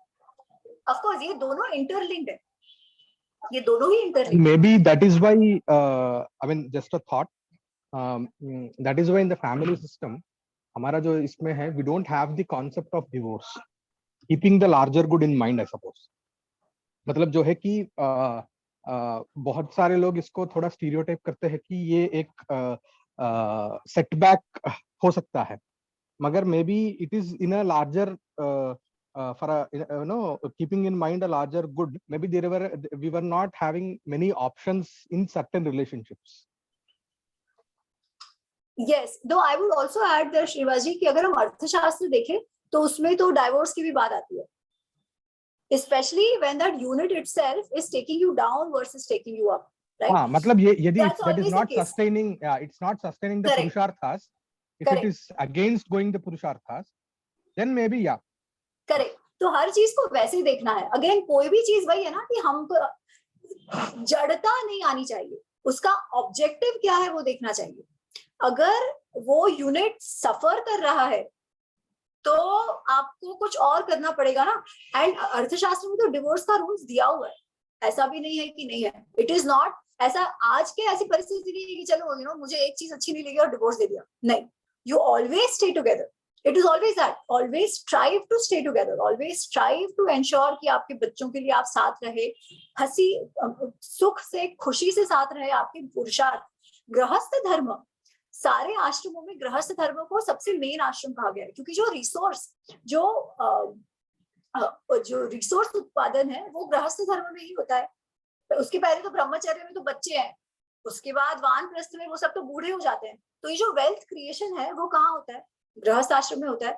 यही आश्रम है जो ब्रह्मचर्य, जो स्टूडेंट्स हैं उनका भी ध्यान रखते हैं, जो साधु मुनि जो वानप्रस्थ है उनका भी ध्यान रखते हैं।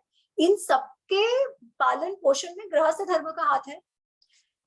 इसलिए गृहस्थ धर्म सबसे इंपॉर्टेंट महत्वपूर्ण धर्म कहा गया है। सारे आश्रमों का आश्रय कहा गया है गृहस्थ आश्रम को, ठीक है। पर अगर ऐसी परिस्थिति हो कि ये गृहस्थ धर्म में जो भी इन्वॉल्व हो उनको जो कार्य करना चाहिए वो ही ना हो, तो क्या one should insist on just ensuring that situation or do something else and improve that situation, right? That situation could also mean leaving your partner and maybe getting another partner who's going to help you fulfill your portion. तो हर चीज को आप उस तरीके से देखिए, as far as possible, जैसे पिछली इसमें as far as possible सत्य बोलना ही चाहिए, क्योंकि अगर सब लोग झूठ बोलने लगे तो क्या होगा, एनार्की फैल जाएगी, किसी को किसी पे विश्वास ही नहीं रहेगा, कॉन्ट्रैक्ट जैसा कोई सिस्टम ही नहीं रहेगा। इसलिए जहां तक हो सके आपको सत्य ही बोलना है। परंतु जब ऐसी परिस्थिति आए कि सत्य बोलने से फायदे से ज्यादा नुकसान हो रहा है, तो वहां पर आप कॉम्प्रोमाइज करिए एंड जो आपको करना चाहिए वो करिए, rather than insisting on सत्य। And this is true for every rule that has been given to us. Yeah, that is Every satyam single bruyat priyam bruyat na bruyat satyam apriyam. Absolutely. Thank you, ma'am, and thank you, Srinivas sir. Thank you.